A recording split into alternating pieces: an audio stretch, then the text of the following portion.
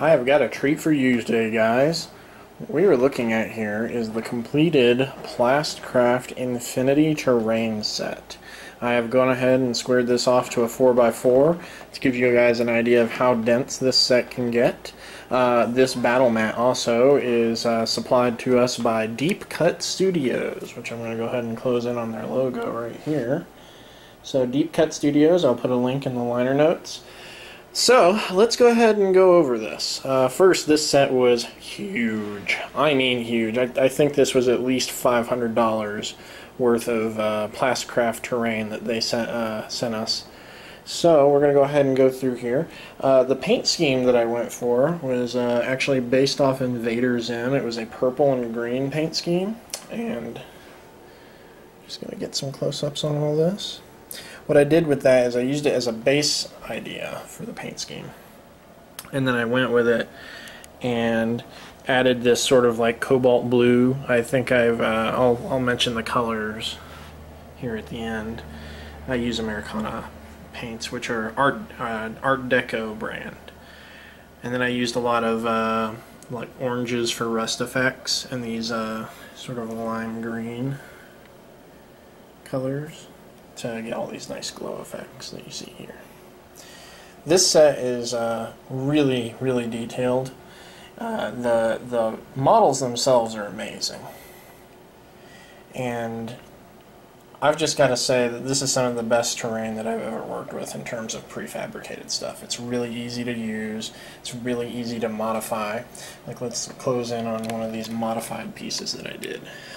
So you see I just sort of carved out some damage holes and I attached these pieces of wire around the corners on some of them. Made them look battle damaged, that kind of stuff. You can also see over here where I've attached wire along the internal as well. And these particular Infinity models are the Toha, which are an alien race in Infinity. So we're just going to kind of do a pan around of the whole set. You've got these little storage containers, which are very useful as scatter terrain. And this terrain still, even though it is a little open, because I went for more of a high tier setup for this particular video, where you can see they've got all sorts of elevated spots, you could actually take a lot of these down to the base level. You know, like these just come off. I'll show you how this works real quick. This would just come off and you could place it like right there, or you could put it in the center right there. But they're very modular, very modular. One of the things that you want to remember with these kits also is they come with these. These are these little ramps. Do not glue these in, because if you glue these in, you will no longer have the modular ability that they have to stack on top of each other that they do so well.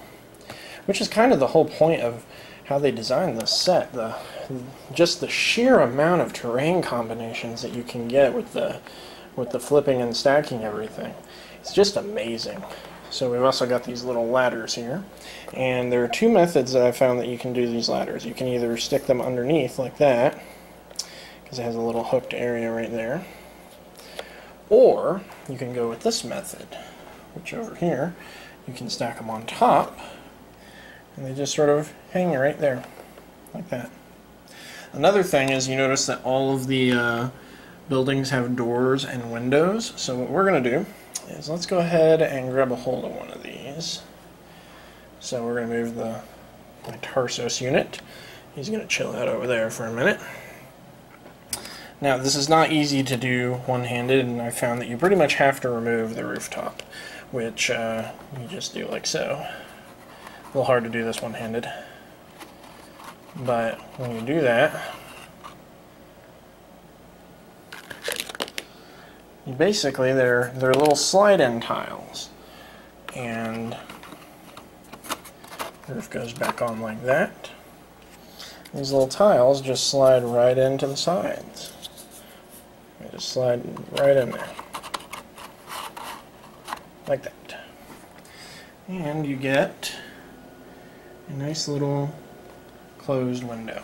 This is very useful because I think in missions you could use it as, say, like a, I can't remember, a short order. You can use short orders as ways to open windows and close windows, and open doors and close doors. And like a situation like this one, for instance, where you've got a straight shot through. You could randomize how many are open and closed at the beginning of the game, and then you could open and close them. So you could, walk in and then short order close the door behind you to get some cover, because if they can't see you, they can't shoot you. So now, I don't know if there's actual rules in the game for that, but it would be very useful in my opinion if you wanted to do like some custom stuff with missions to make it very playable for this set. This set is amazing for that kind of thing. So let's take a look through here. Something also, this is the Gorgos tag for Toha. If you look, they've scaled everything perfectly to where the Gorgos can fit right under all the bridges. And that is just, it's such good design work. Just making it so playable for Infinity. It's just amazing. And then what I really like, oh yeah, if any of you are Infinity players, you know that this guy, whoever places an HMG up in this spot, it's pretty much got like total domination of the board. He is in a very, very good kill spot, because if we look at it from his perspective, he has pretty much got a good view of everything here. We've got some triads set up, all these different bridgeways. You got a delegate who's hanging out over there. You got a sniper hanging out with, looks like two more Kamales. And then a hacker over here hanging out with a Sakale. Calypso's creeping around the corner. We got some Chocsaws just creeping around in different spots. This set overall was very fun to work with. I got to experiment with a lot of new techniques that I've not tried before. The biggest one being, this is the second set that we've airbrushed. The first one was Rivendell, so this I was able to experiment with blending quite a bit, because the purple that I used was a very strong purple, so I had to blend it in with the dark blue that you see. It's sort of like a slate blue if you look very closely. And then once I did all that, the orange and the green really helped set it off quite a bit. So you're going to see a lot from this terrain set in the future. We're going to be playing a lot of games on it. Me and Robbie are actually going to play a game next week on it. He's going to come in and do the photography for this so that we can get some high-res photos up for you guys to look at.